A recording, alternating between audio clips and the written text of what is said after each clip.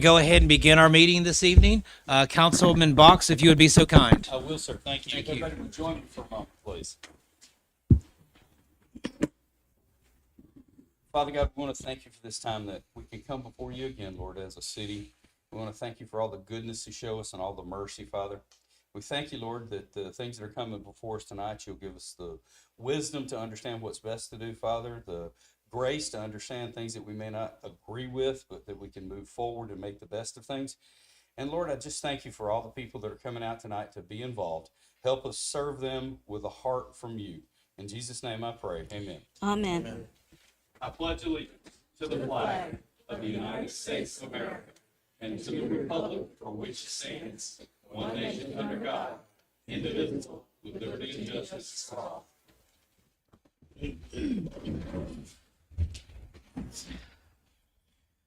All right, we'll go ahead and call to order. Roll call. Councilman Linden. Present. Councilwoman Cuellar. Here. Here. Councilman Box. I'm here. Councilman Sims. Present. And myself present as well. I'll do a little housekeeping. We've got a large group tonight. I would ask you please make sure that your phones are on silent. And then, as always, as we debate things, there might be some things that we might have some emotional investments in. I do ask that any comments or interruptions just be non-existent from the gallery. So we would appreciate that very much, just to make sure that I can hear my peers and everything of that nature without having to necessarily worry about the room. That would be a huge help. So thank you very much for that. At this time, I would look for a movement on the minutes of the regular city council meeting on March 19th. I'm going to break these up since there's two and there was differences in attendance. So if we could make a motion on the minutes from the March 19th, 2024 meeting. Make a motion, we approve the regular city council minutes from March 19th, 2024. Second. We have a motion. We have a second. All in favor? Aye. Aye. All right, so that's March 19th. And then I would look for a motion on the approval of the minutes from the special city council meeting on March 25th of 2024. I was at that meeting, so I'm more than happy to move that. If I could get a second on one of the other attendees. Yeah. Okay, you're good on that? Yes. Now, I know that Councilman London, I think, just left the room. He was our other third individual. Should we wait on that one? Or can we just go ahead and prove it with the two that we have here, since that's 2 out of 3? You can revisit it if you wanted to, whenever he comes back. Okay, we'll just go ahead and hit the pause button then. All right.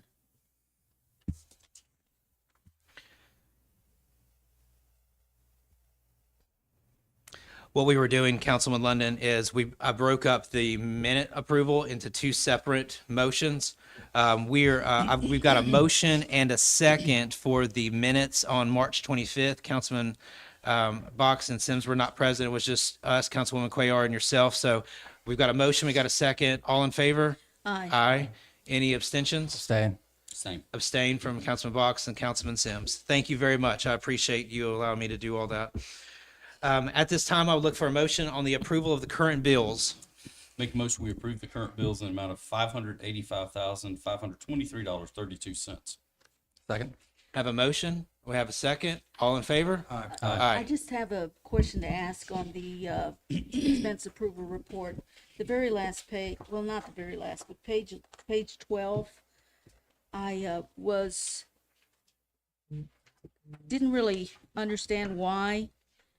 If you look at ODB's business solutions there are expenditures, and they were for our dispatch for office supplies. But the line item they're expensed to is the courts, and it's prisoner meals. Is that just an oversight?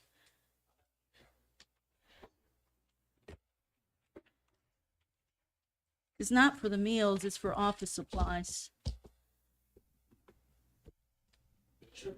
It's the wrong line item? Okay. But it falls under courts, it doesn't fall under E911? If it's prisoner meals, come on corporation.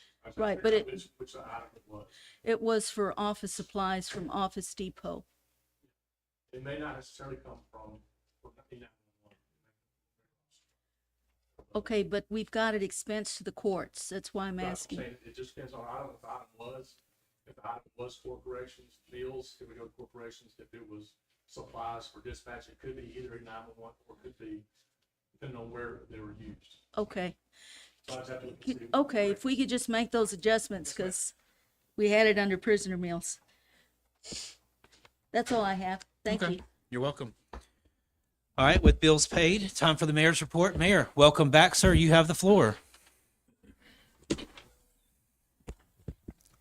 I am glad to be back. Took some time off just to refocus, re-energize, and ready to continue to run for this fiscal year. I'm excited to be here, and I hope that you all are excited to be here as well. I would like to say good evening to everyone. Good evening. That was so poor that I knew it was going to turn out like that. Y'all are not really happy to be here. I'm going to give you one more opportunity to be able to respond. Good evening to everyone. Good evening, Mayor. Okay, that sounds more like it. Well, I didn't think that I was going to have a lot of stuff to talk about, especially since I hadn't been here for about 6 weeks. But I am going to go through the community calendar. I'm also going to read a statement to deal with PFAS. I know a lot of people in the community, or there was some uproar that got started, some misinformation put out the other day. I want to make sure that I correct that. And then I'm going to give a proclamation to Mr. John Schoen for the Exchange Club. Okay, starting on Saturday, we have the Irondale Young Entrepreneurs Day. It starts from 1 to 4 p.m. It's going to be in the Shades Valley Gymnasium. I ask that you bring plenty of cash, PayPal, Venmo, credit cards, Google Pay, as well as Apple Pay. These are young individuals that will be selling their goods, and we want to make sure that we participate and continue to encourage them to do what they're doing.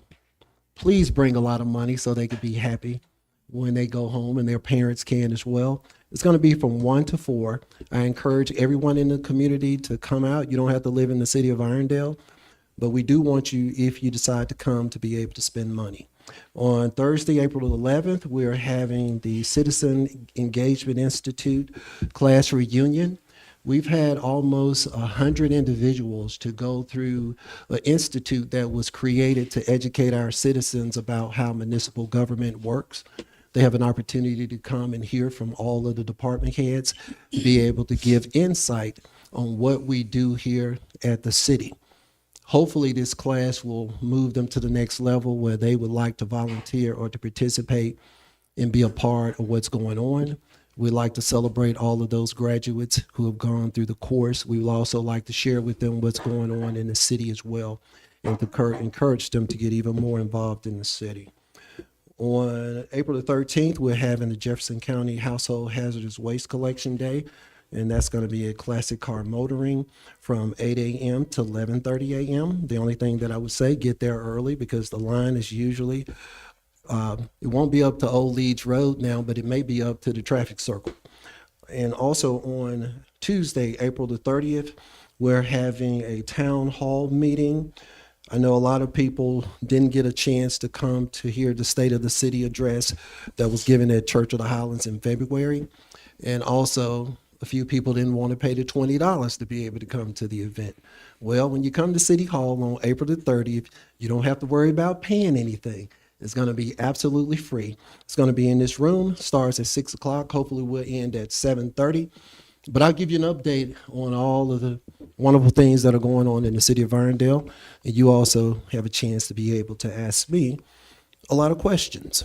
On May the 2nd, we will have the 4th annual Mayor's Prayer Breakfast with our keynote speaker being Coach Nick Saban from the University of Alabama.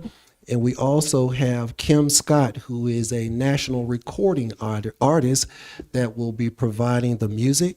And if you have not purchased a single ticket, they go on sale at 6 o'clock tonight. But if you're sitting in this room, you probably won't get a chance to be able to buy them, because it probably should be gone by the time we end the city council meeting. But we're really looking forward to Coach Saban giving a very exhilarating, sharing his faith and how he's used his faith to be the successful person that he is. On April the 12th, we're having the Irondale We Got Game Night. It's going to be at the Irondale Civic Center. Doors open at 5:30. We'll have bingo, family feud, board games, cornhole, Migration, the movie, and more for the kids. And we also have free pizza, popcorn, and beverages. And also to be able to cap everything off, we began Trash Amnesty Week on yesterday. If you live in District 5, we're asking you to put out all of the things typically that we don't pick up. Don't put out the hazardous stuff. We are picking up a small amount of construction materials, but we're beginning Trash Amnesty Week here in the city of Irondale, beginning with District 5, and that will be from April the 1st through April the 4th. Also, I wanted to inform the council, by Thursday, you should have a copy of the FY 23-24 budget, and we will also provide you with the audit for FY 23. And also, Councilwoman Cuellar, I would like to request that we have a water meeting on Thursday, April the 18th at 5:30. And I would also like to schedule to have a water meeting quarterly, 30 minutes before we would have the council meetings. I'll give you the dates that I would like to have those meetings on those dates.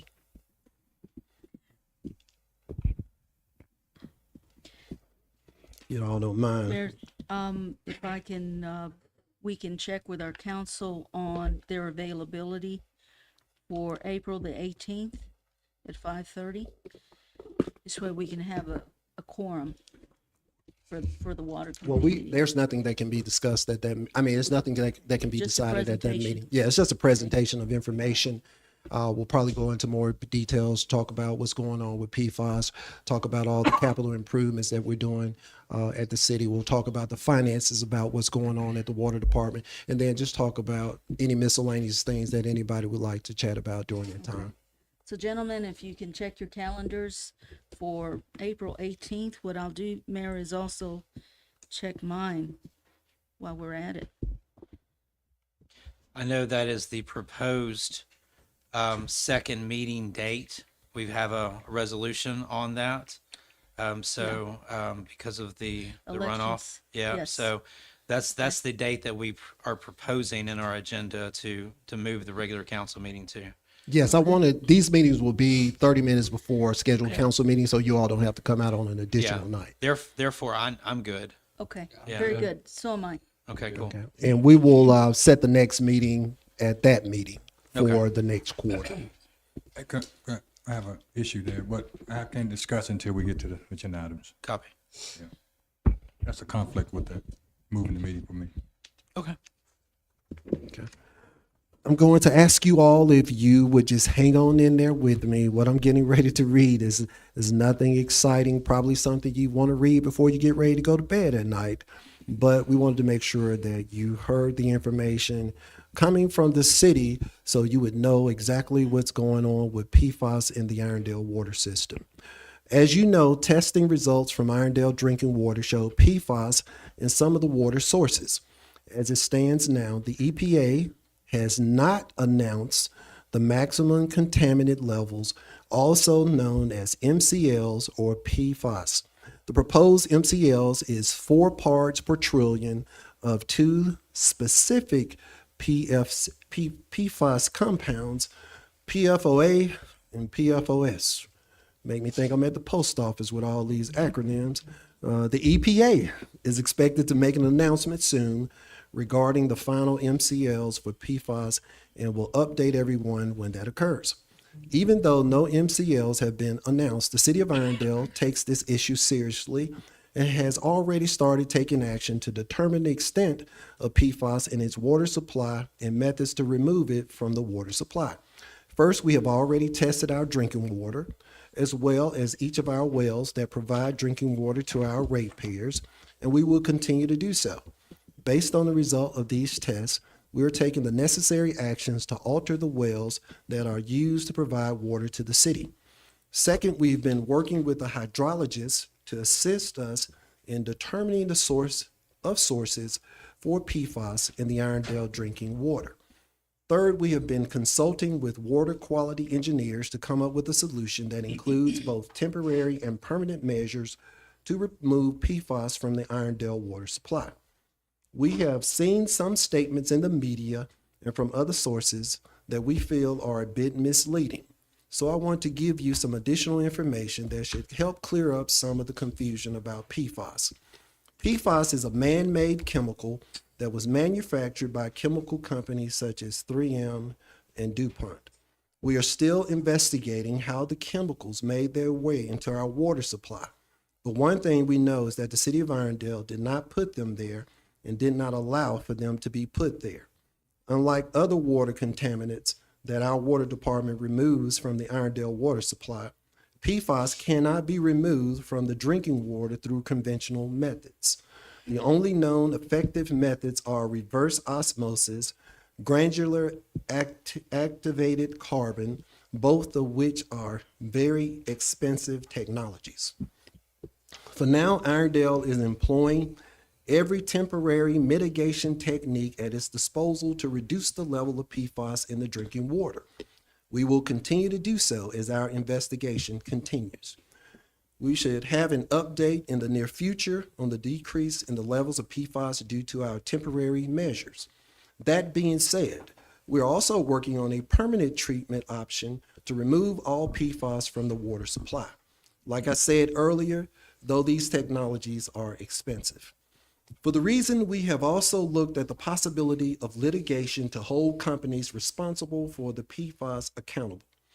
The first step is doing so was to determine whether Irondale should participate in a global one-size-fit-all national settlement with two of the main PFAS producers, 3M and DuPont. While the national settlement appears very large at first glance, Irondale was not going to receive an amount of money that was anywhere near what would be needed to implement a permanent treatment option at our water facility. Any shortfall from these settlements would have been borne by the ratepayers in Irondale, and we believe that these costs should be paid in full by those responsible, not the ratepayers. Therefore, the decision was made to opt out of these settlements. We believe this was the correct decision and stand by this decision. While these settlements were pending, the court issued a stay of litigation that would not allow any PFAS claim to be filed against 3M or DuPont. At the end of March, the national stay of filing new PFAS litigation was lifted. This now makes it possible for the city to file litigation if filed litigation is supported by the current investigation into our water system. Once again, we want you to know that the city of Irondale takes this issue seriously and is taking action. If you have any additional questions regarding PFAS, you can go to the City of Irondale Water System website and look under Frequently Asked Questions, which will lead you to the EPA website with additional information.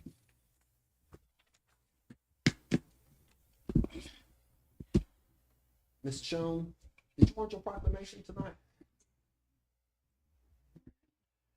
Okay, are you coming down? Okay, you can come on down.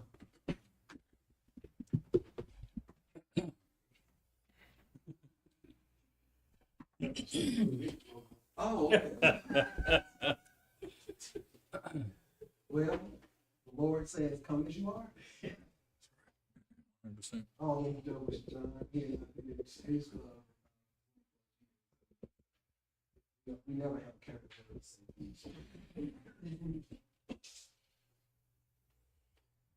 Okay, I'll read this. It says, whereas our children are the most valuable resources and will shape the future of the city of Irondale, the state of Alabama, and the United States, and where strong family relationships build solid foundations for children to become healthy, thriving adults.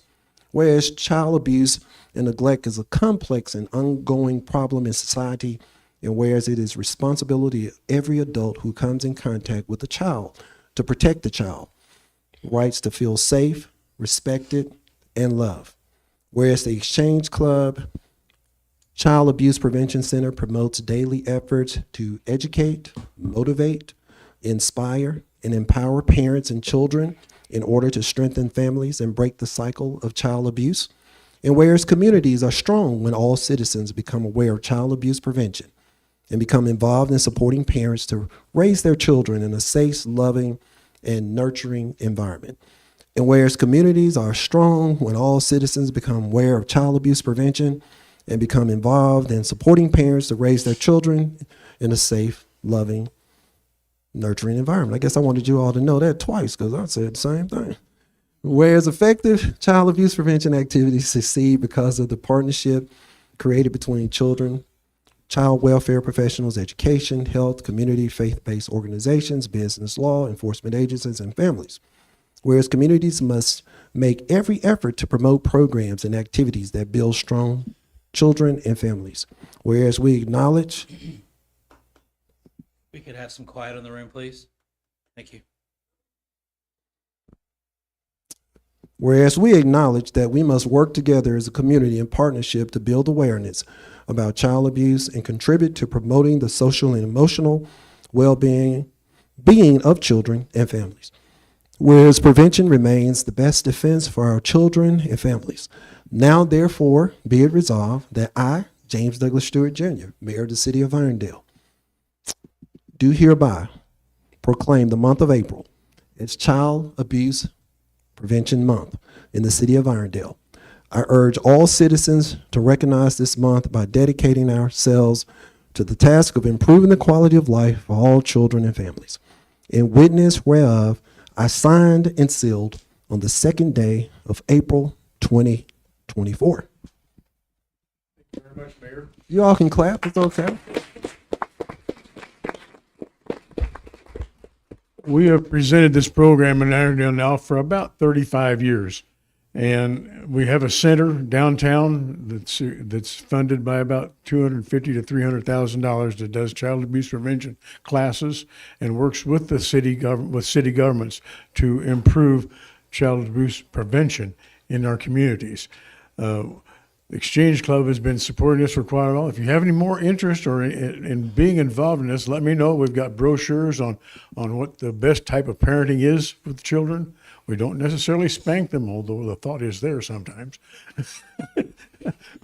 we do not promote paddling or hurting children in any way, shape, or form. But one of the biggest things that we have to try to prevent is neglect. A lot of people, first thing that pops into their minds is sexuality. That's not the issue. The issue many times, most of the time, is neglect. Parents just not taking care of kids. So if you have these situations like this in your neighborhoods, let us know in exchange, and we can maybe do something about it. Thank you.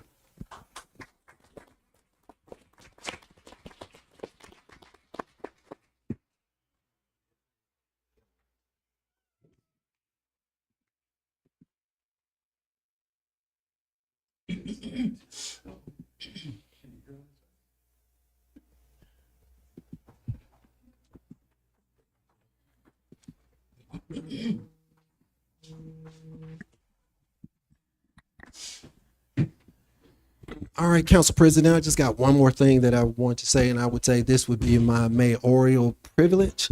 I would like to welcome our son back home. He left on December the 6th, came back home Saturday. His mama went and picked him up. She wouldn't let him catch groom to come home. But we're glad to have Christian with us. He was in the country of Georgia, Tbilisi, Georgia. He was over there for 4 months playing professional basketball. We're glad to have him home. His hair wasn't as high when he left, but he hadn't had a haircut since December the 6th. But I had a chance to go over there February 21st and spend a week with him, Jade and I. And we really enjoyed it. I asked him, I said, are you going to take care of me this way when I get old? And he said, no. He said, Jade will, but I don't know about me. So that ends my report, just welcoming Christian back home.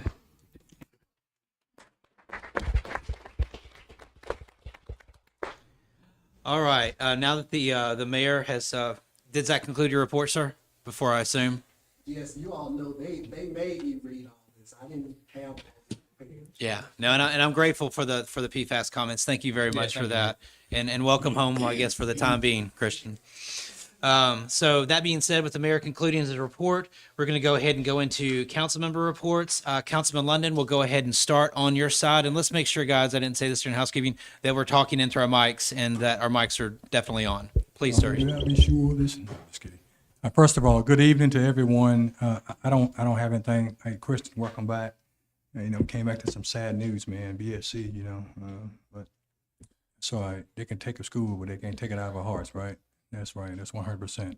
But I have two guests. I double book Miss Jacqueline Grant, and she's here today. That's Miss Grant, and Miss Blanchard is here also.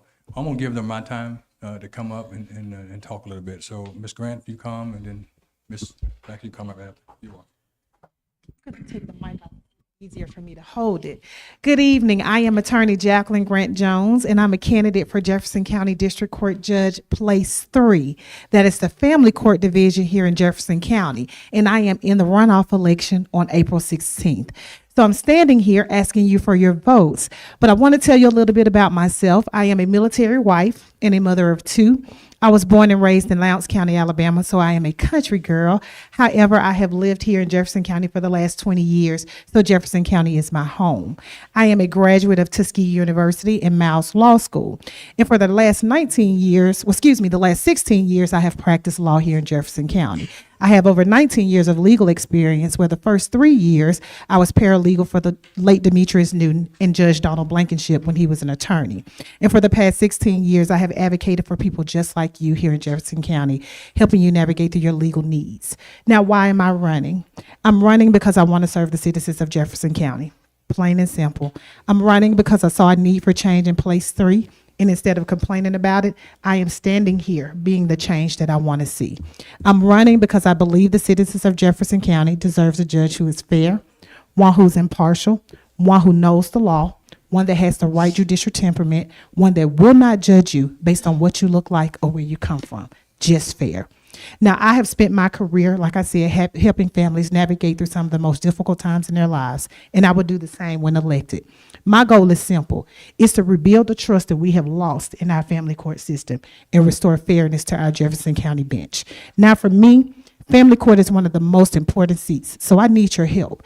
I need you guys to get back out to the polls on April 16th and cast your vote. And when you cast your vote, I need you to first research your candidates. And when you research your candidates, you should choose someone that has the right judicial temperament. Choose someone that is respectful to all, no matter what their socioeconomic status is. Choose someone that will be respectful to everyone, no matter who they are. And when the choice is done, when it's all said and done, the choice will be clear that I am the one. So on April 16th, I need you to grab your sisters, your brothers, your neighbors, your friends, and take them back out to the polls and consider voting Jacqueline Grant Jones as your next district judge. I promise you, you will not be disappointed. Thank you.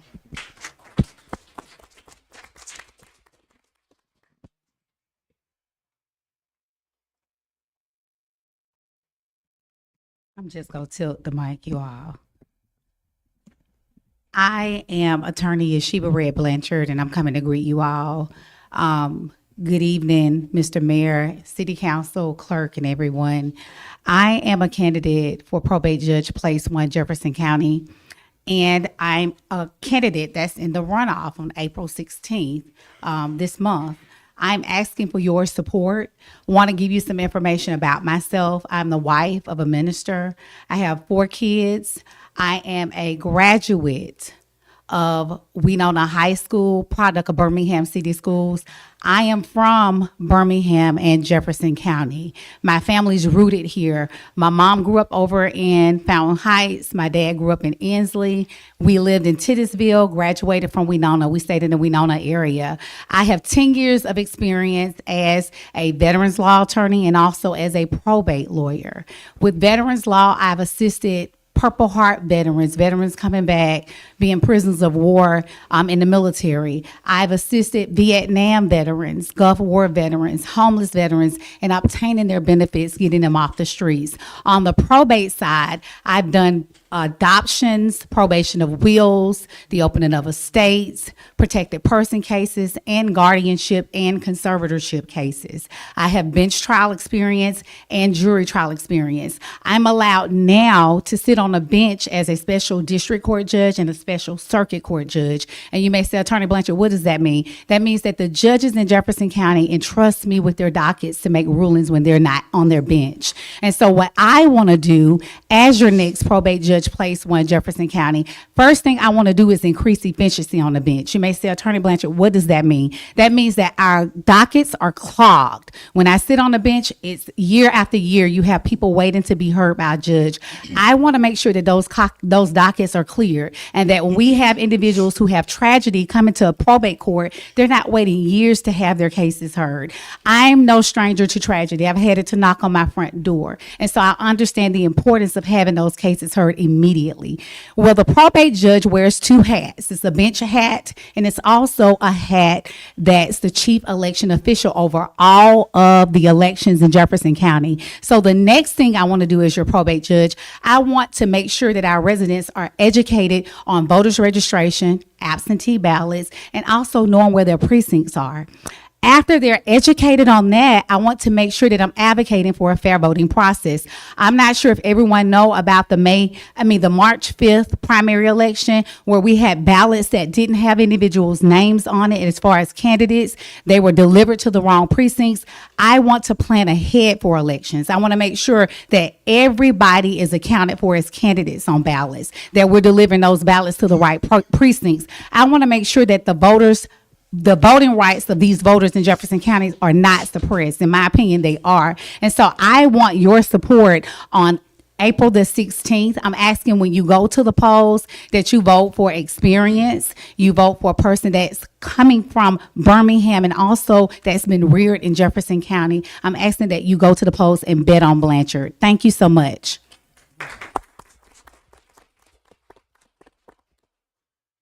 That's my report. That concludes your report. All right, thank you. Councilwoman Cuellar. Yes, good evening, everyone. Can you hear? Been told that sometimes you can't hear me. I wanted to let the council members know that I have received the quotes and correspondence from various financial entities in our efforts to have a better rate of return by means of a tiered treasury bill manager to purchase T-bills beginning with the $1 million that the city has in reserve. I've also received quotes and correspondence on our OPEB trust account, and I'll be sending both for your review, council members. If you have additional questions, I'm happy to ask those who submitted quotes to be present at our next council meeting for April 16th. Or if you need more time, if you need to ask them questions, please be free to do so because their email addresses and phone numbers are in the documents that they've submitted. Secondly, I want to, I've received questions, various residents, not just from District 3, but others have asked why our Finance Committee meetings and council work sessions are no longer recorded. They've been recorded in the past, but they're no longer being recorded. And I'd like to ask council, is it possible for us to return to recording our Finance Committee meetings and work sessions? Are you looking for a reply at this time? Yeah, if we could. Okay. The best response that I can give you, and it might be short-sighted, is because right now, Fire Chief is the one who's pushing the buttons, but even in his absence, it's been another city employee that has done that for us, because obviously we can't manage that when the meeting is play. Yes. That direction, now granted, I understand it's our meeting, I get that, but in regard to directing a city employee in order to Yeah, push right. those No, buttons. no, I wasn't going to ask Okay. that. I was going to ask if it would be possible for us to get somebody, just a volunteer, a resident, to get trained on it. If they're willing to come and press the button and get it started, we could take that approach without having to expend any funds or any additional time of an employee, but to have a resident just volunteer to do it. I'm in favor of what you're saying. Yeah. We can noodle that out. Okay, very good. The next thing I wanted to ask about, this has to do with our council expense approval report on our P purchases. I was going to ask if our city clerk could have the name of the P card users on the report. Now, we do have the names of some of the users, but we don't have all of them. And the reason I'm asking it is because it makes it easy in knowing which user's P card has been used, so that I can then come to City Hall if I have some questions or need additional information. I know exactly which P card statement to look for. So if we could please have that on the council expense approval report, that would really be helpful. The fourth thing I wanted to talk about was I'd like to look into having an ordinance committee meeting set up to discuss sections on our council meeting ordinance. Many of you may not know this. I have mentioned it to some of you. Our city attorney and I have had discussions in the past about addressing this issue with the entire ordinance, because she believes that there are parts in the ordinance that either do not need to be included or need to be amended. So in trying to schedule them in the past, we've, as many of you know, we've had to work on ordinance for short-term rentals, and that was long and grueling. We've had to work on fireworks ordinances, noise ordinances, signs ordinances, RV park ordinances, and that's why we haven't been able to get to it. But I would like us to look at that and getting it done in its entirety. And so I would like us to look at scheduling an ordinance committee meeting so that we can begin working on this. Do you have a date proposal? Well, we can't do it on the 18th, so it would need to be done First meeting in May. first meeting in May. Yeah, that would be May the 1st. Or no, that would be May the 7th. I blocked those days off, so I'm fine with that. Okay, gentlemen? I'm good. That would work. May the 7th. Yes. 5 p.m. Yeah, before the council meeting. Fair enough. Okay, very good. Thank you, gentlemen. And I'm piggybacking on the mayor's comments in regard to two of the most popular events that we have in the city, and that is the Jefferson County hazardous waste collection event. For District 3, I'm going to be getting out that information to you to get that word out, because that is very popular. Many people start looking through their garages, their storage rooms, and so on to get those hazardous waste materials out so they can be disposed of. And then, of course, the District 3 Trash Amnesty Week is also very popular. And I want to thank our Public Works Department for all the work that they do with both of these events. They're involved in the hazardous waste, and they're involved, of course, in the Trash Amnesty Week. So I'll be getting that information out to you. And this concludes my report. Fair enough. Thank you. Councilman Box? Thank you, Council President. Gosh, it's good to see everybody here tonight. I'm going to keep mine really brief simply because I think we have some more guests that want to speak. I have been asked to have a Senior Citizens Committee meeting, and I wanted to check with you, Mayor, to see if, once again, it looks like we've already booked in the first one. Would the 21st work with you for a Senior Citizens meeting? You're basically the supervisor of the administrator there. What day is May, it? I'm sorry, What- May, sir. Hmm? May. You said May 21st? Yes, sir. I believe that's the second meeting, isn't it? Okay. You want to have it, Senior Citizen Committee meeting. I mean, where do you want to have it? Here at the here at City Hall. You want to have it at 5:30? 5 o'clock, 5:30 before council meeting. Okay, that's, Good for you, sir? that's Okay. fine. Is that good for everyone else as well? Yes, it's good for me. Okay, great. Thank you, Mayor. Appreciate it.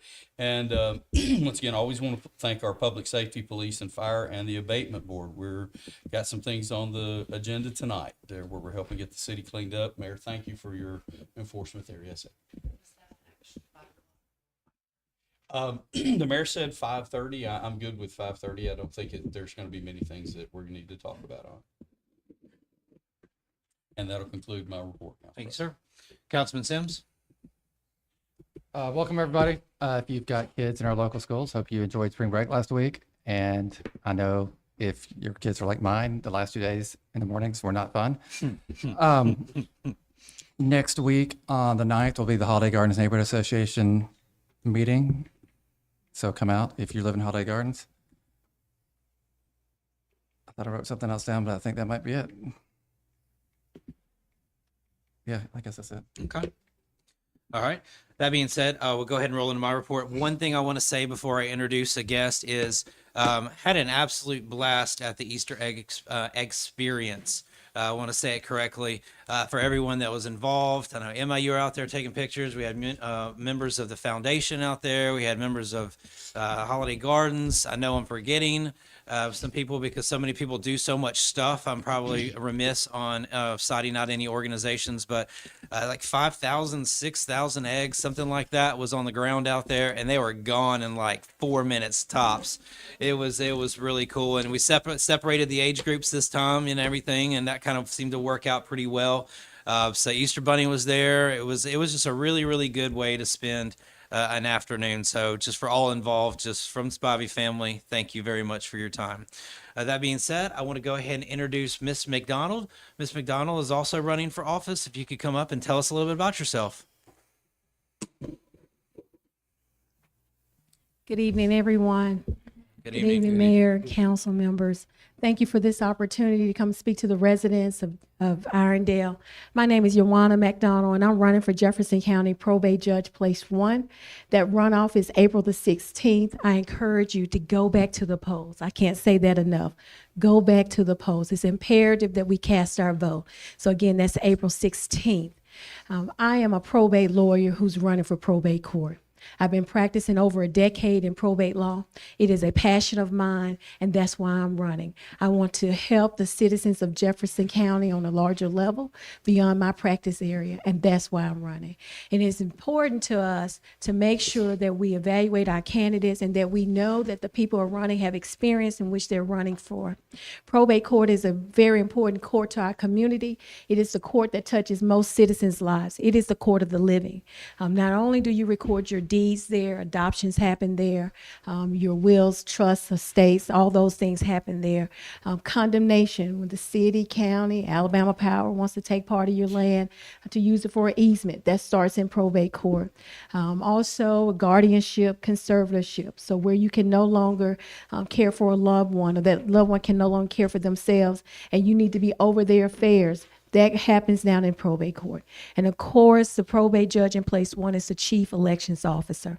So we have to come to the bench with experience and someone that's prepared to lead the citizens of Jefferson County. And that's why I'm running. And so I ask for your vote again on April the 16th. Please go to the polls. Be prepared. If it rains, have your umbrella ready, right? Get your raincoat ready. Let's not have any excuses. Let's get back to the polls on April the 16th and vote McDonald. Thank you for your time tonight. Thank you.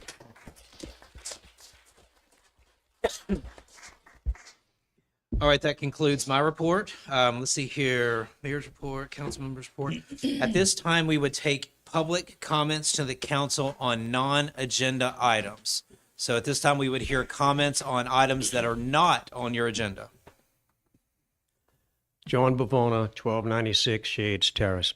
First, I want to thank District 4 Councilor for his remarks following my March 5th address, where I was interrupted by a member of the audience, an inexcusable act of disrespect.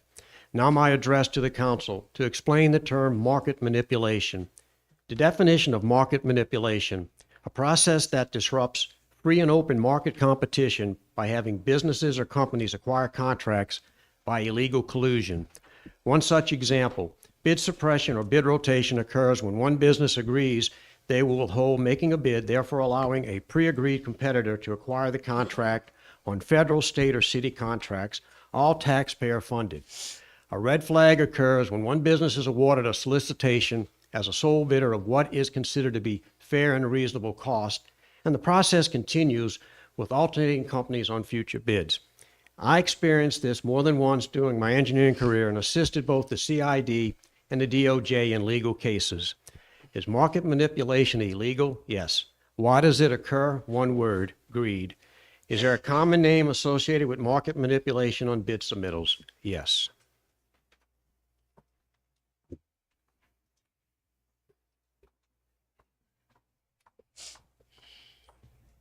Donna Bavona, 1296 Shades Terrace. Mr. Mayor said that the budget will be prepared or ready on Thursday, and I would like to know if the public will be able to review it. No, No. not at this time. It's still a draft. So it's going to the council for the council to review. Once they get a chance to be able to review it, the citizens will get a chance to review it and also give input to the council. Okay, and where will we be able to review that? You will be able to review it if you can get to the city website. Okay, on the city website. All right, thank you very much. You're welcome.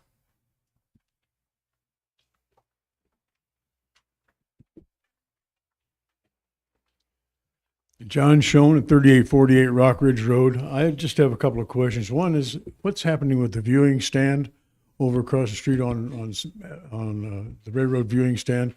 Is it, are we going to be repairing that or getting that into condition where it can be used?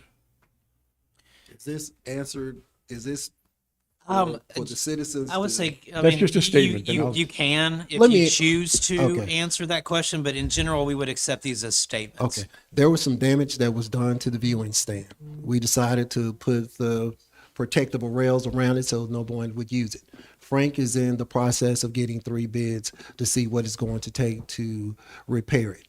It's going to be up under $100,000, so therefore we don't have to put it out for bid, but we are getting 3 bids to see what the cost is going to be, and then we will be bringing that to the council soon.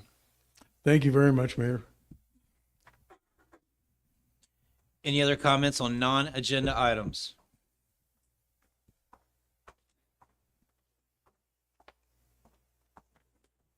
I'm Bubba Bates, address 1812 6th Avenue South, Irondale. And I wanted to ask on the occupational tax, we'd spoken about that a while back, and we were told that it couldn't be reduced because an audit had not been done or not been completed. Do you know, when do you expect the audit to be completed? The audit, I think you've already addressed the fact that we would be receiving the audit here in the near future. Yes, the audit has been completed. It has been filed with Emma, and that's not Emma Tolbert, but that's the financial website, Emma. If you want to go out there and pull it up, it's there for you to be able to review it. Okay. If you would have attended the State of the City, I talked about in the State of the City that I would make a recommendation for the City Council to consider reducing the occupational license fee in FY25. Okay. Thank you. Thank you. Any other comments on non-agenda items? All right. With that being said, we'll go ahead and we'll look for any reports or non-council committees.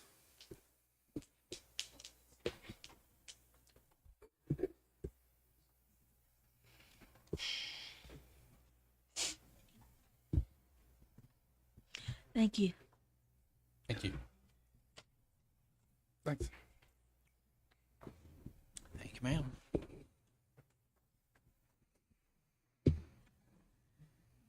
Good evening. Thank you all for allowing me to be here. My name is Jackie Crandall, and I am the current president of the Friends of the Irondale Public Library. For those of you not familiar, the Friends of the Irondale Public Library is a 501c3 nonprofit organization that supports the library and its programs. We do this through advocacy, through fundraising, and through outreach. Some of our biggest events and programs that we support is the summer reading program hosted by the library. And then we are often at community events, raising awareness about library resources and just being involved with the community. I just wanted to share a few things that we have upcoming. We are really, really excited about. One is on the agenda for tonight with the hopes of the new library. But I wanted to make you aware that next week, April 7th through the 13th, is National Library Week. So the library has a lot of great things going on next week, but all libraries are as well. And so we just encourage you next week to support public libraries. One of the events the Friends are hosting is on Thursday, April 11th at 6 p.m. We are hosting local author Jen Phillips. She has published 6 books ranging from historical fiction to thrillers to juvenile fiction. They're fantastic. I really enjoy them. And so we would invite all of you to come and hear Jen Phillips.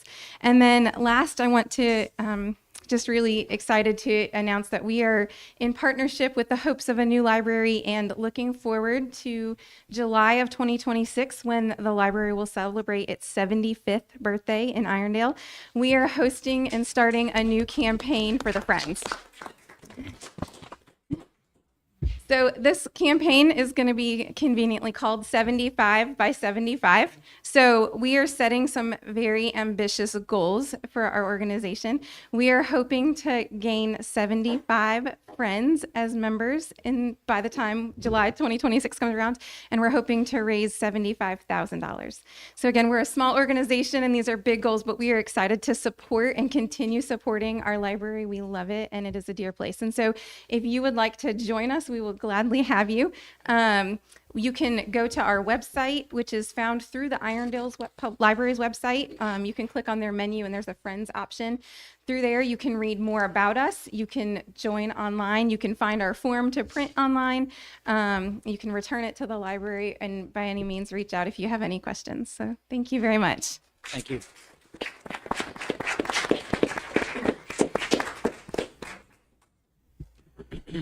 Any other comments to the council or gallery regarding any non-council committees? All right, we'll go ahead and move on. Next item would be the deliberation of the agenda. So we're going to go ahead and get into the meat of this. Starting with the consent agenda, we've got item number 1, which would be resolution 2024 R24. Amends resolution 2024 R24 that approves an alcohol license for Lucky Z Inc. DBA Wings Are Kings located at 5429 Beacon Drive, Irondale, Alabama, 35210. From what I understand, this is kind of a housekeeping administrative issue due to a name issue that presented itself on our prior resolution. Councilman London, any questions on this one? No questions. Councilwoman McQuarrie? No questions. Councilman Box? No questions. Councilman Sims? No questions. And myself, no questions. We agree to keep this on consent? Yes. All right. Oop, put the lid on the wrong end there. Item number 2, resolve that resolution 2024 R38 appoints the voting delegate and an alternate voting delegate of the city of Irondale, Alabama for the Alabama League of Municipalities annual business meeting. So let's go ahead and just talk about that now. Do we have a volunteer for a delegate? I can be one. You want to be one? Yep. Councilman Lennon? And I can serve as the alternate. Okay, so Councilman London and then Councilwoman Cuellar as the alternate. So when that motion is moved, if you guys could just go ahead and fill the names in at that time. We agree to anybody else, any particular passions about that resolution that they need to speak on? Councilman Box, you're good? Councilman Sims, you're good? Okay. As far as what we've discussed in regards to proposing it, you guys good with keeping that on? Well, I guess we would need to cut it on the floor. So I guess we probably need to move that down to regular since we would need to move that to regular since we need to insert a name, right? You could just do that as part of the motion. Okay, thank you. All right. Okay, perfect. So when that agenda is moved, if we can just fill that in, all right? Item number 3, resolve the resolution 2024 R39 authorizes the allocation of public funds in the amount of $2,500 to Irondale Middle School from the 2023-24 FY discretionary fund of Mayor James D. Stewart Jr. to be used exclusively for uniforms for the Irondale Middle School band. Mayor, is there anything in particular you want to say about this cause? No, just trying to be able to, I know not all education is books when it comes to teaching kids and helping kids how to be able to do something. So this is just another way of helping them in the arts to become educated in a different way of learning, but it is a way of learning. Fair enough. Councilman Lennon, any questions? Well, I can stand. My niece started there and at Irondale, and she's been first here since the 6th grade over at Irondale. Okay. And now she's about to go and play in college. Okay. So I understand how important this is. Okay. Councilwoman Cuellar? No comments. Councilman Box? No questions. Councilman Sims? Good for consent. Okay. Good for consent, everyone? Yes. All right. Item number 4, resolve that resolution 2024 R40 changes the date of the regular city council meeting from Tuesday, April 16th, 24 at 6 p.m. to Thursday, April 18th, 24 at 6 p.m. due to the runoff election. Self-explanatory. We touched on this for a second. Are you good, Councilman Linden? But my question is, I'm in the CERT training on Thursdays. Okay. And is there any way we can move it on Wednesday? The meeting, I'm not sure why it's Thursday, why not Wednesday? I think that's always kind of been the default. When we didn't do it Tuesday, we moved it to Thursday. I don't have any complications with Wednesday. My I Bible know- study is on Monday night, so Right. it's not a problem for me. But I have CERT training, so I won't be able to make it. that Okay. night. Okay. But Councilwoman Cuellar? if the body wants to keep it on Thursday, just to know, I have that CERT training on Thursday nights. Councilwoman Cuellar, your thoughts on that? The only thing with that is Wednesday is usually church night for many residents, and so that would be the only thing, but I'm good either way. Okay. But keep in mind, it's church night. Understood. Councilman Box? I'll move however the body desires on that. Okay, got it. Councilman Sims? I'm good either night. Good either night. Okay, gotcha. So, once again, similar to our League of Municipalities, someone's going to have to introduce a date on this when we either keep it the same or a new date is introduced when this agenda is introduced. Fair enough? Well, the one thing that I was gonna note on that is we did schedule a water committee meeting. Mm-hmm. And so it would mean looking at Wednesday if we're gonna go that route. And I would agree with that. We would definitely need to move that. I was going to think about that, but we were only talking about the council meeting per se. But I agree. I would think it would be understood that we would need to move that meeting as well. But I understand your concern. Yeah. Okay. Any other shots on that Actually, I meeting? just realized I will be leaving town Thursday afternoon. Okay. I was in the wrong month. So Wednesday actually would be best for me. So since Councilman London can't and Councilman Sims is going to be leaving out of town, I would hate for one Both of of them us to be three gone. to come down with something yeah. and not be able to have a quorum. So Yeah. I would advocate for Wednesday. Sounds good. Okay. And then to that meeting that was set up, I would also agree that that needs to be moved to Wednesday. Is that okay with you, Mayor? Yes. Okay. Okay, good. Since you're going to very be good. kind of hosting that meeting. All right, cool. So we're good. So when it's introduced, if someone could just make that modification. Fair enough? Sure. All right. Item number 5, resolve that resolution 2024 R41 authorizes Mayor James D. Stewart Jr. or his designee to execute an easement agreement with Alabama Power Company at the property located at 1038 Grants Mill Road, Irondale, Alabama 35210. I understand this to be related to the library. Councilman Lennon, any questions? No question. Councilwoman Cuellar? No questions. Councilman Box? No questions. Councilman Sims? No questions. And myself, no questions. We agree to leave this on consent? Yes. All right. Item number 6, resolve that resolution 2024 R42 fixes the removal cost of the weeds and overgrowth located on the premises of 3932 Rock Ridge Road, Alabama, Irondale, Alabama 35210 in the amount of $2,175.11, places a weed lien on such property, and provides that a copy of the resolution will be sent to the Jefferson County tax assessor for collection as part of any regular ad valorem property tax bill. Councilman Lennon, any questions? No, I just want to thank the officers for going out. It was pretty bad shape, so thank you. Okay. Councilwoman Cuellar? Same thing, ditto. Thank you to the officers. And also if the building inspectors were involved in that, thank you to them as well. Thank you. Councilman Box? No questions. It's great. Councilman Sims? No questions. And myself, no questions. We agree to leave this on consent? Yes. Yes. All right.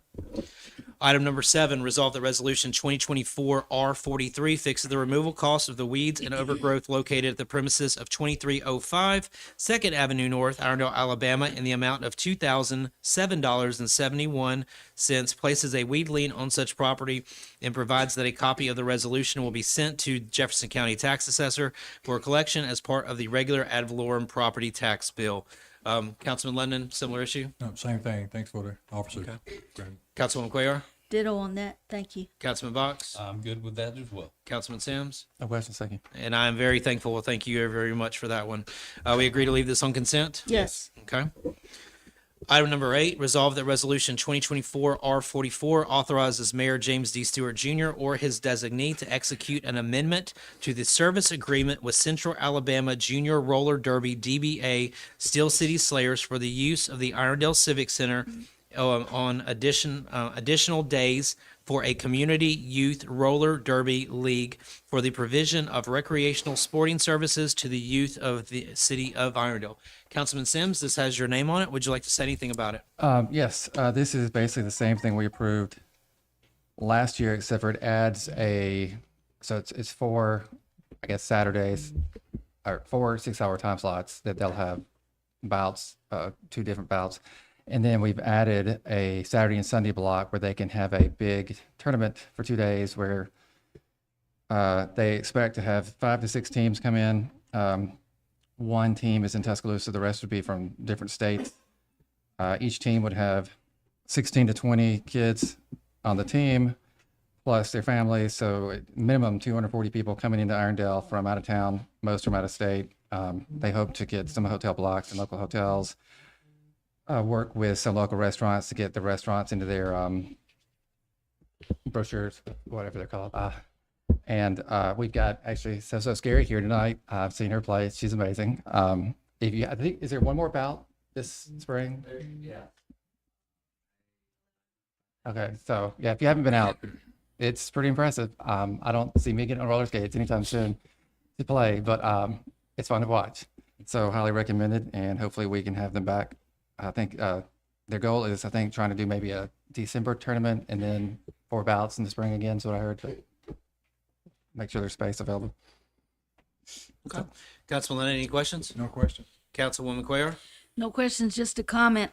Thank you so much for the invitations, the weekends that you've had them. I've had some conflicts, but I'm going to do everything I can to be there on the 11th. Councilman Box? No questions. This is great. Thank All right, and myself as well. This is fantastic. Looking forward to it. Council President, Yes, sir. I did want to just add a little bit to it, but if you're not doing anything on Saturdays, it's actually very enjoyable to see young girls just knocking each other down, knocking each other around. Nobody's getting upset. I came a little bit late this Saturday, but I did come Saturday to be able to see the bigger girls for a little bit knock each other around. And that's even more entertaining. So I'll encourage anybody out there in the audience that if you hadn't been up there to see them, it's a treat. Fair enough. Let's see here. And we agree to keep this one on consent? Yes. Yes. Okay. All right. And then we get into the regular agenda. Item number 9, resolve that resolution accepts the bid from Stewart Perry Company, Inc. in the amount of $8,544,000 even for the construction of the Irondale Public Library, and authorizes Mayor James D. Stewart Jr. or his designee to execute an agreement with the Stewart Perry Company, Inc. related thereto in an amount not to exceed $8,544,000 even. Councilman London, any questions or comments? I can't wait for the ribbon cutting. That. Councilwoman Cuellar? Yep, I do have questions, and I want to make sure that it's clear. This is not that I'm against the library. I'm just doing my due diligence as a council member. And so I'm going to start off with, I'm looking at our capital expenditures for January through March.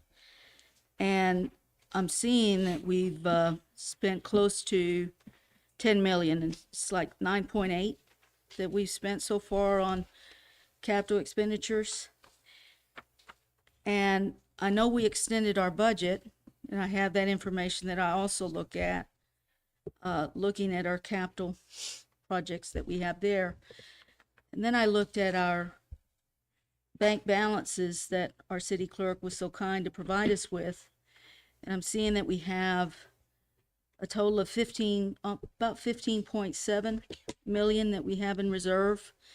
And so when I look at our capital expenditures that we've expended so far after 3 months, which is 9.8 million, and I subtract that along with what we've got in our budget that was extended, I'm wondering how we don't have the funding according to the calculations that I have.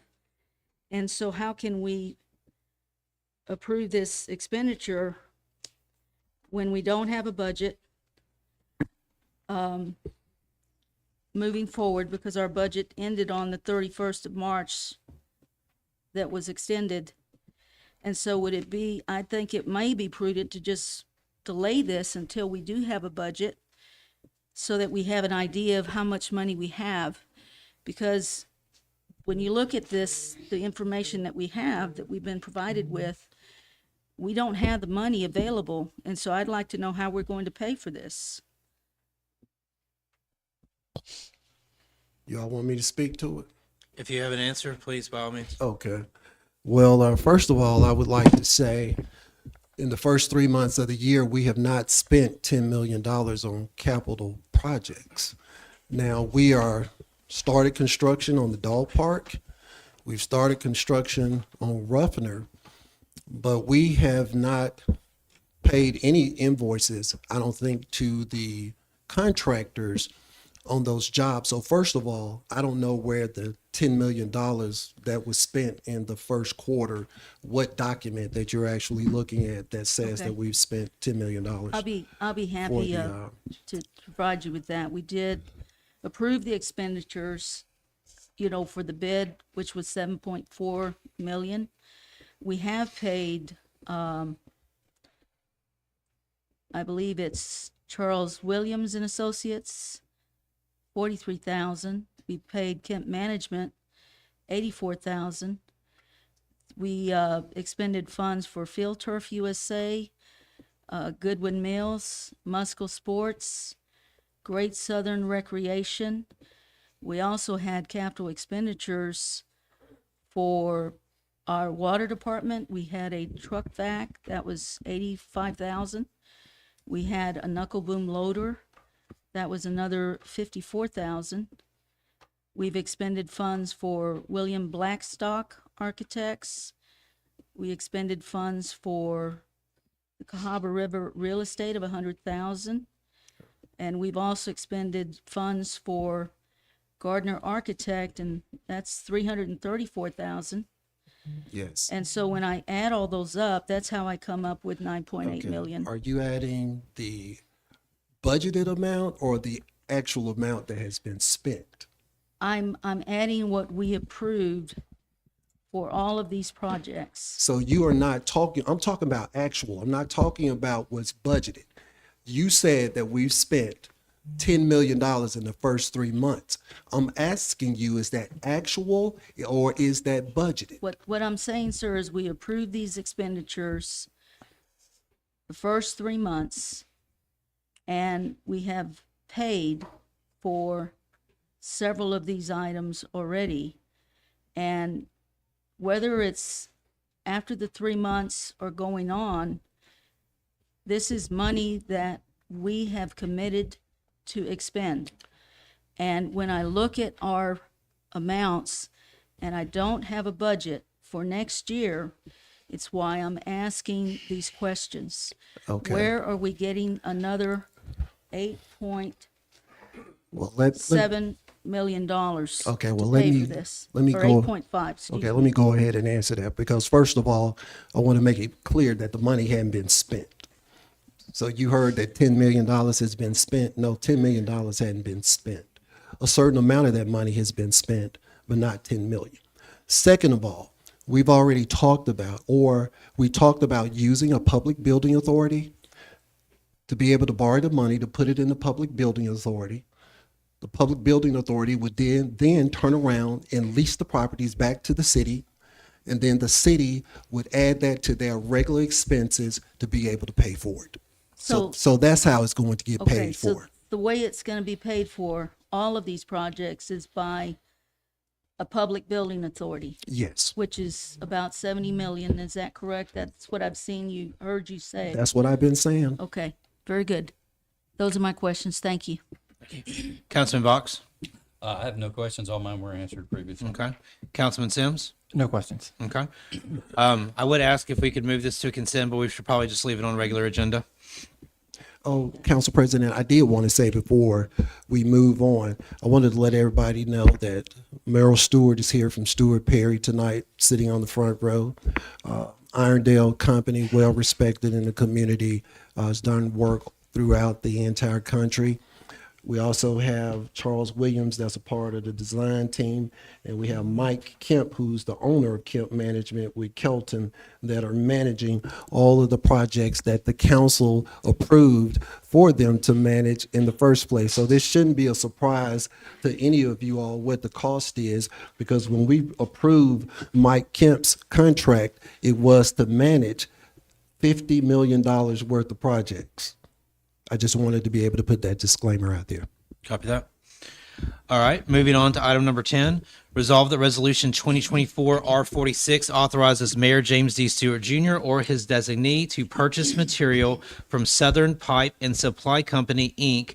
in an amount not to exceed $68,945.04 for the installation of water infrastructure at the new Irondale Public Library site.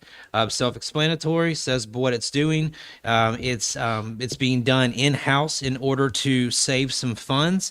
Would y'all like to hear from Mr. Jared or ask any questions from Mr. Jared?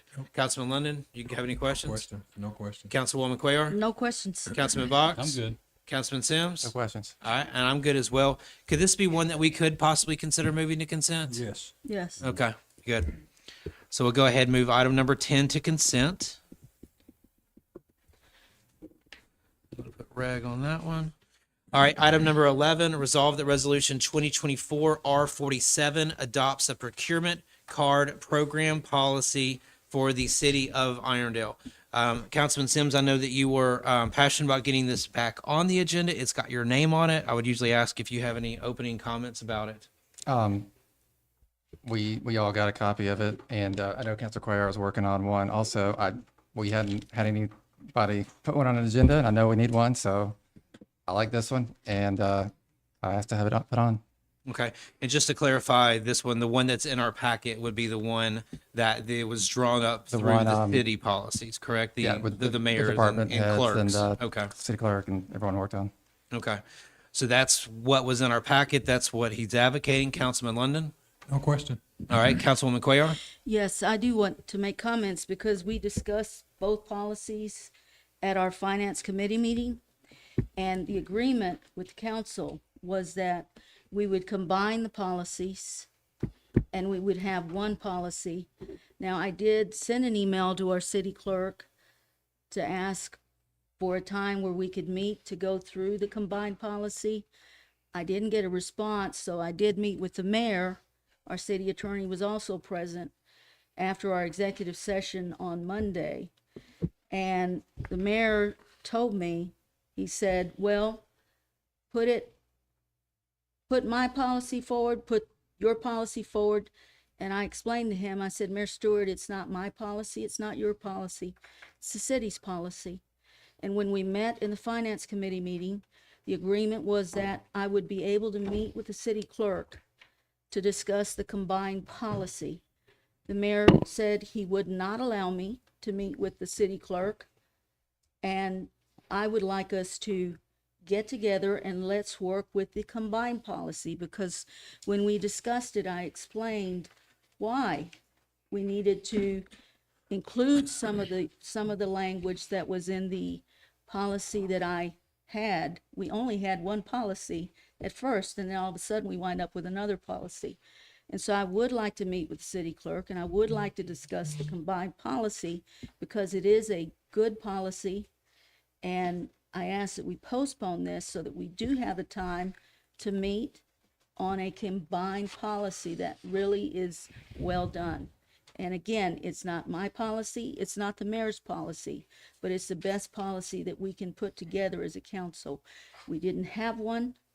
I submitted one to our city attorney on May 9th and got back with her.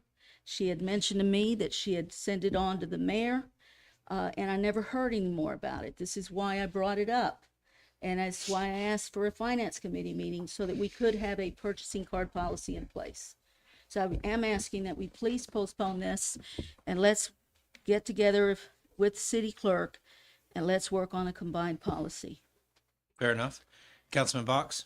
I guess my comments are on, is this something that can be amended as we move forward if we pass the one that's on the table tonight? I would say Yes. Okay.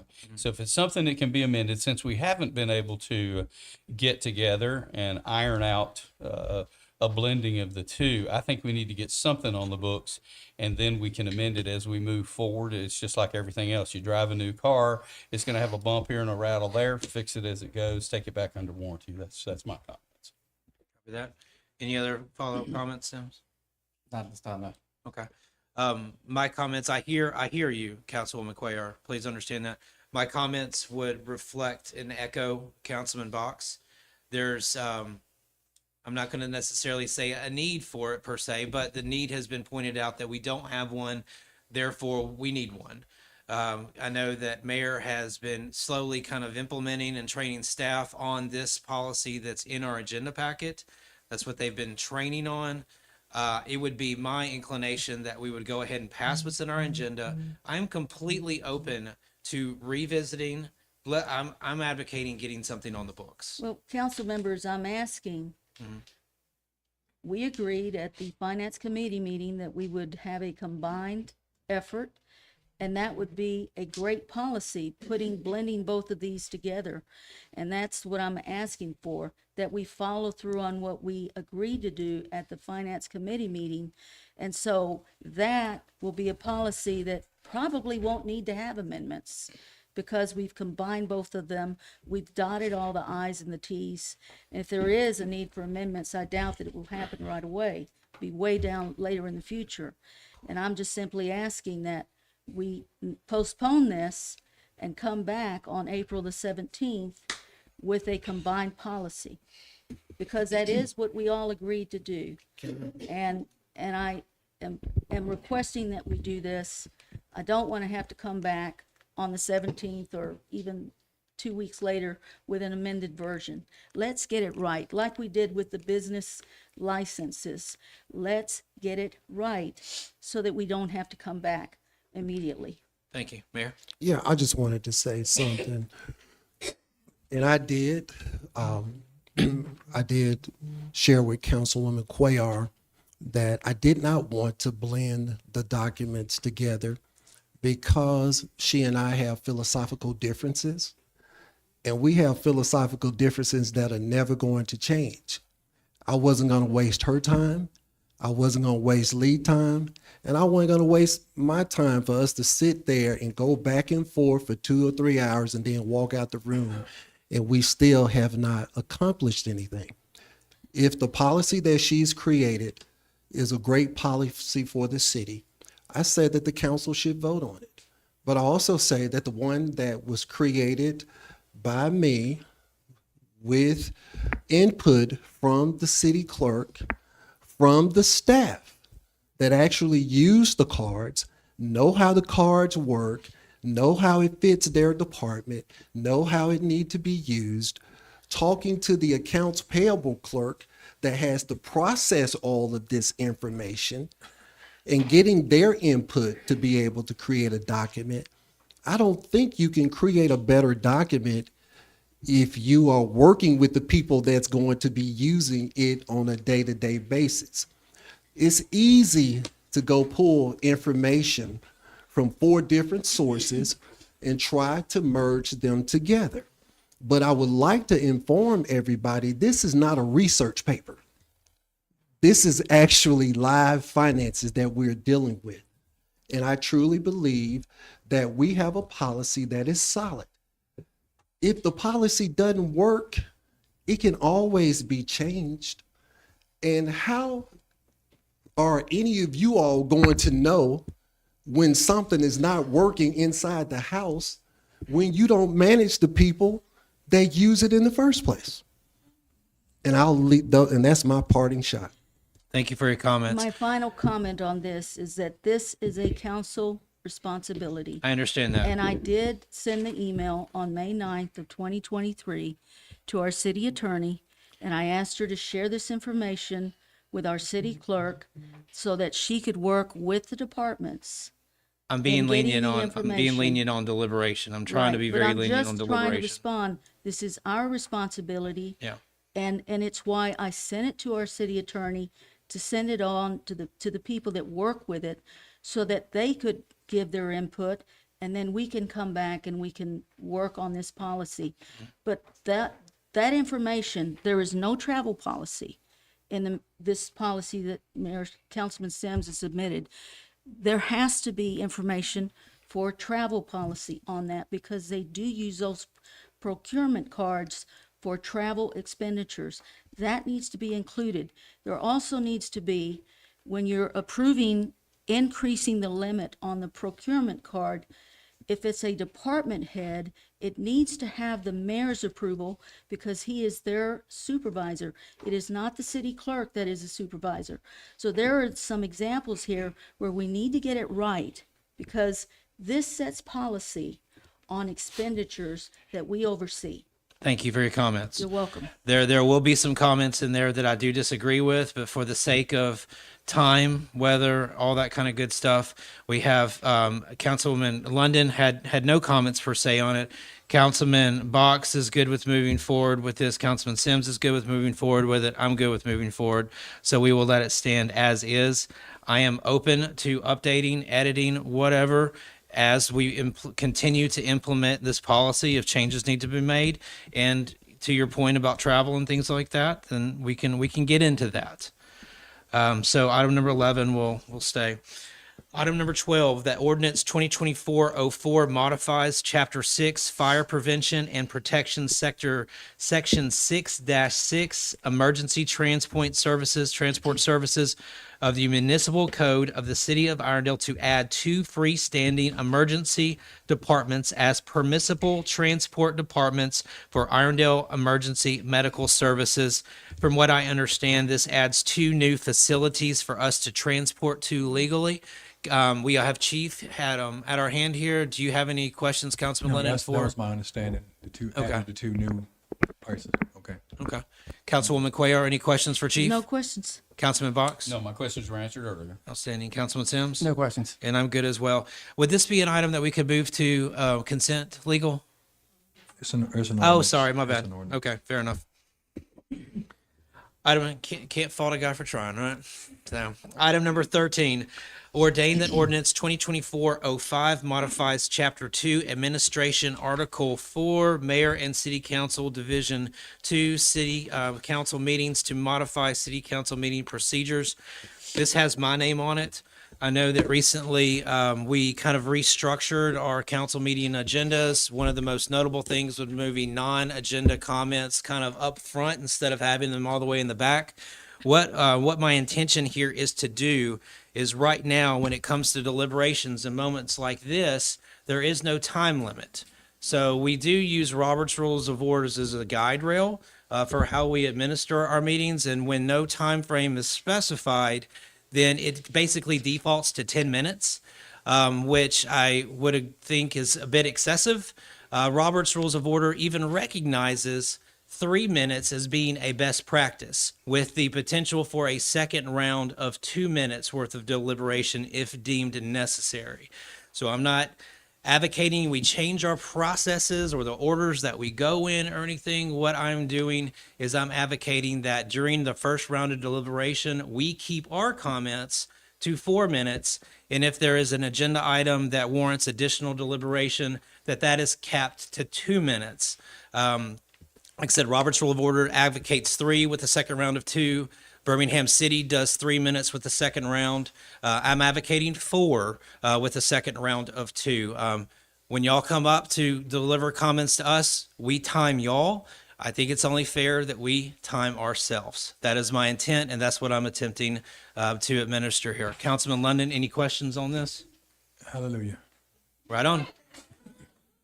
Councilwoman Cuellar?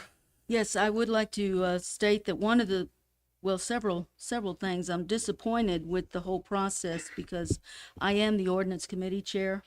I was not told about this, and I think I should have been told about it so that I could have given you some additional information. That's point number one. Number two is the way that we have kept our deliberation time to a minimum in the past is that we have had a pre-council meeting, and we have asked for this from you, sir, and we have not been able to move forward with having a pre-council meeting so that all of the questions, all of the information that was needed would be covered in a pre-council meeting. This way, the council members would be ready to conduct the business of the city. That is the way that you would not need this ordinance. If we would go back to having our pre-council meetings, there would not be a need for this. It is for that reason that I'm asking that we suspend this so that we can discuss it in an ordinance committee meeting, and we can talk about going back to having a pre-council meeting. All of these things would not be happening if we would go back to pre-council meeting. Those are my comments. Fair enough. Councilman Box? Just sticking to this item tonight, I don't have a problem with passing it tonight. I would see a pre-council meeting would be beneficial to us. We've got to become a better team of working together, everybody here. Easy guy. And if passing this ordinance will help us do that and establishing a pre-council meeting, that's our answer. That's my comments. Copy. Councilman Sims? I think this is fine. I'm good with it. Okay. I will respond to pre-council. I've never denied anybody a meeting. A lot of our agendas don't necessarily warrant a pre-council meeting all the time. So blanket issuance of a pre-council meeting, I don't think is necessary. If there was an agenda that needed a pre-council meeting, that will be fine. If y'all want to permanently put a pre-council meeting in place, then by all means, we can do that. I am totally Swiss on pre-council, but this is strictly about the deliberation in this chamber. If y'all want to discuss pre-council, we can do that. If y'all want to have onesies and twosies as needed, we can do that.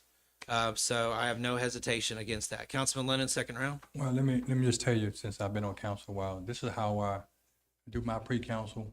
It's when I see the agenda, I call the person whose name's on it if I have a question and get all of my questions answered then.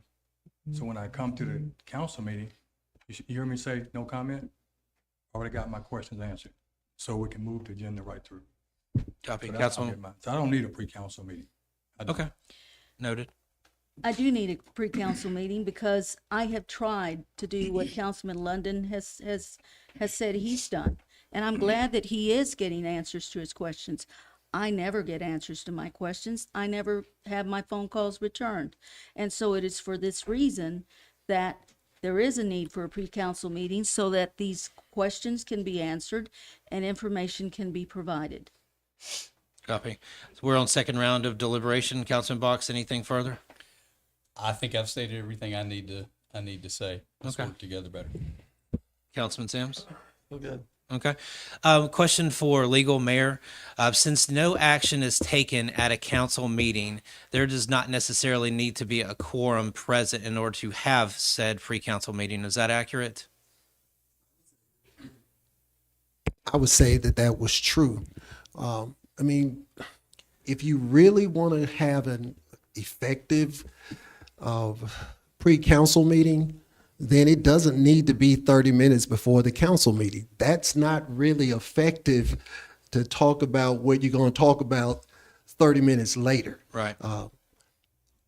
If you all will indulge me, I can give you the history of this whole deal about pre-council. I think we can take that off. We can Yeah. probably take that offline. Okay. Yeah. Yeah, Are you okay, okay well, with offline? We can have the history left and offline. Yeah, that's fine. That's Okay. fine. I just wanted to let everybody know how we got to the point Yeah. where we didn't have him all that. But hey, that's you all's call to Yeah. to be able to I've do seen them before meetings. I've seen them days before meetings, things of that nature. Councilman Box? I guess really, then, Council President, I'm just at a point to let's hear from the citizens on their comments. Copy that. Thank you. All right, fair enough. So that is item number 13. All right. So now that we finished deliberation, I would ask for an approval of the form of the agenda. Make a motion that we approve the form of the agenda. All right.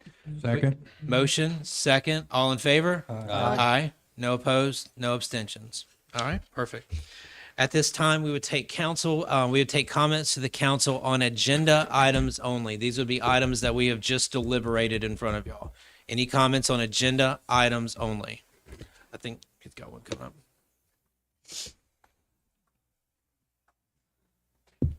John Bavona, 1296 Shades Terrace. It'll be on 2024-05. 4 years into this council term, and ordinance 2024-05 now comes up.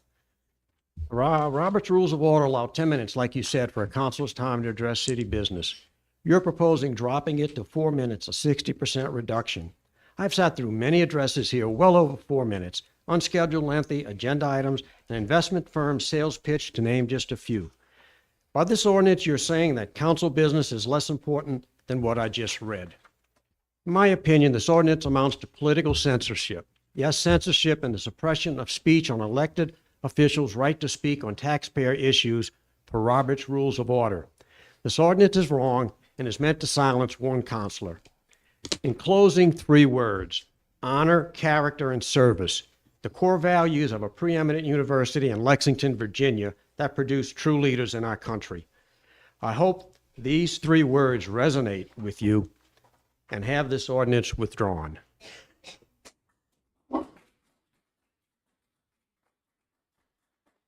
Any other comments on agenda items only? Yes, ma'am.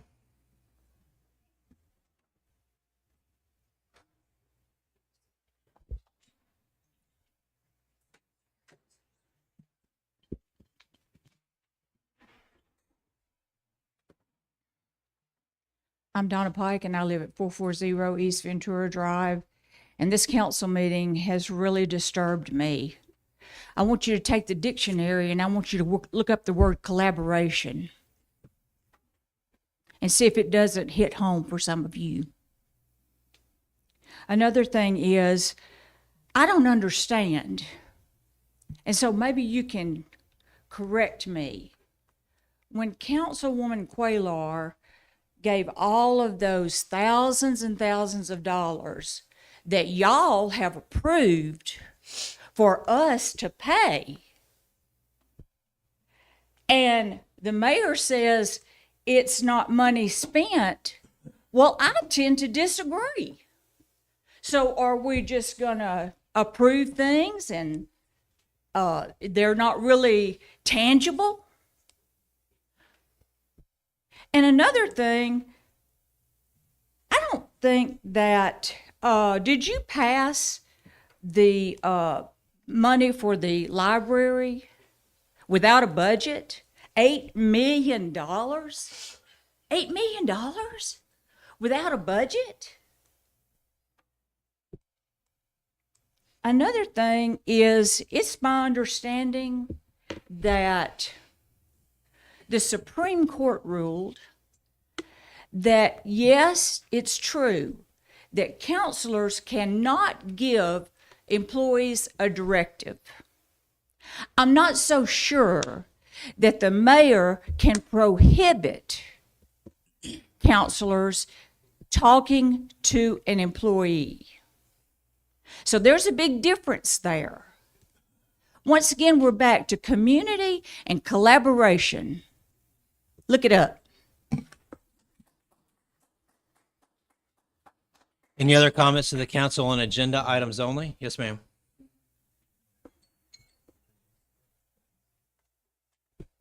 Thank you. I've got some questions about item 9, the library construction. We might not be in a capacity in order to answer those questions. If you want to deliver those questions, and if they're Well, technical in nature, we might have to follow up with you after the fact. Well, we're voting for spending $8.54 million to Stuart Perry, which I'm thrilled. Great reputation. Yes, I'm thrilled about that. But in the agenda packet, there was also some additional attachments. There was one from Jared Morris about quotes for infrastructure. And so we've got additional expenses, quote tabulations for Empire Pipe, $75,000. So that's my, you know, these are added expenses that must be done before Stuart Perry can do it, if this is infrastructure. And it also has, the city employees will provide the labor cost. What's a labor cost? What's going to happen to the jobs that they normally do? So isn't there some scope of project that the citizens could see where everything's combined and we can see Stuart Perry, 8.5, infrastructure costs, and put the whole package together and have it organized? So that's my request. I'd like to see this vote, and I'm all for the library, but I'd like to see the vote delayed so we could have the package put together. And it would be nice to have that covered in the budget. So that's my comment. And I don't expect you to answer that now, but it is an important consideration. Therefore, I would think you need to delay the vote. Fair enough. Secondly, let's see, the P card. You got 40 seconds left. Oh, I'm sorry. I was at that meeting and great deliberation, great pickup. And Mr. Spive, you did say for them to get together, and there was no disagreement. I understood you were going to get together. There is some wording in that proposal that is bothersome. It says that an applicant must be an employee or an appointee. An appointee, I'm not aware that there's a job description for an appointee, and the auditors have stated we need to have job descriptions for everyone. So I would also like to see that vote delayed, get a few more items incorporated into the procurement card, and also identify what Miss Allison must use to decide who can be accepted as an applicant, because that's not in there either. Thank you for your comments. All right, thanks for the extra time. Thank you. Thank you. Okay.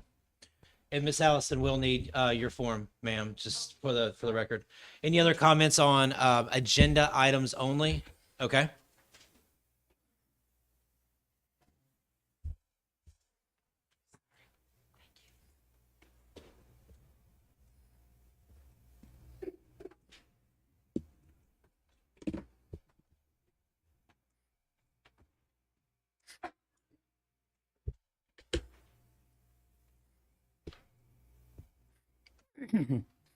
Ross Graham, 5632 Haven Hill Road. A couple of things that bothered me, and it was on the obligated and approved is the same as spending. I was taught if you obligated, you told somebody you were going to pay them, you shook your hand, that's the same as it coming out of your checkbook. It's spent. For your reputation, it's spent. I don't think it should go any other way. On number 9, I think that we should delay this. I'm in a quandary because I've been in the construction business. I see his point and everybody's point. But the process, we're trying to have a process that's everybody understands. And we need the council to do their job on this process, and let's don't pass that. Let's get all of our ducks in a row. Well, and there's something else. Y'all are just talking about meetings, having meetings. I can be here, I can be there. When you signed up to run, you signed up first to be for the city. Now, I'm in a quandary there again. I go to Bible study like John does. But if I've obligated and I have asked my constituents to vote for me, that I will be there and I will make an effort to be there, I don't think we're doing that. There's one more thing that I did not like, And that was, That would be the 2-minute mark there, Ross. yep, give me 1 second. Okay. When, just a minute, I lost my thought. Between the process of what the mayor was going to put out and what my council person's putting out, it's come down to the bottom line of you either do it my way or the highway. Either you take my way and there's no other way. That's not right. That's not the process that we voted on to be a democratic society. Thank you, Ross. Thank you very much.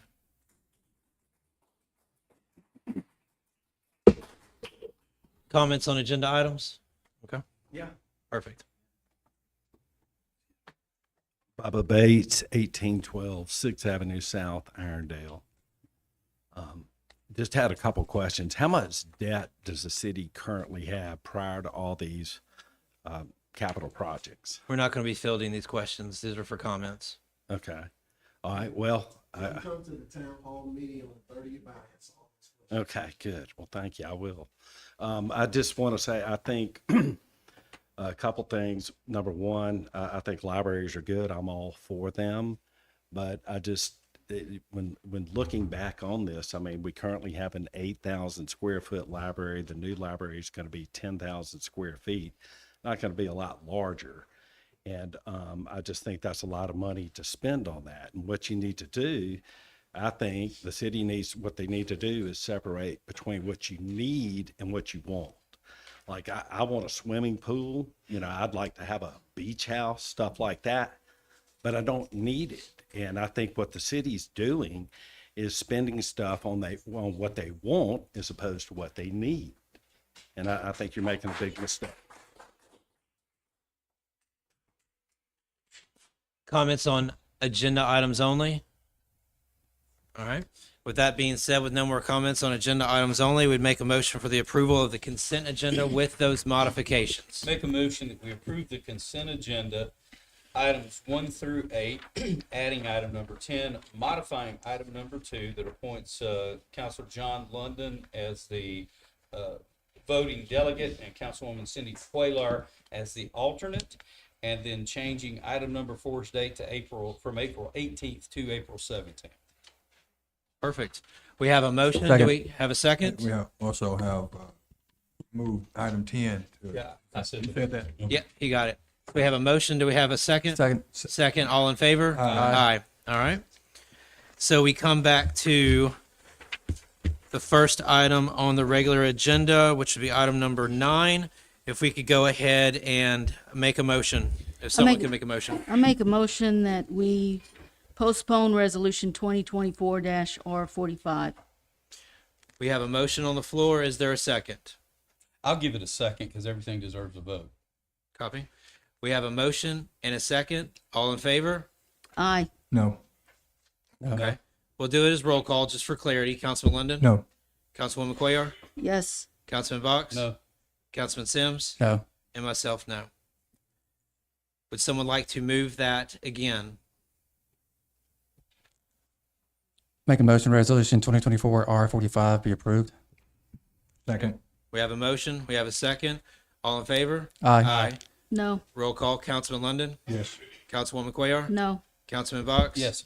Councilman Sims? Yes. And myself, yes. Okay.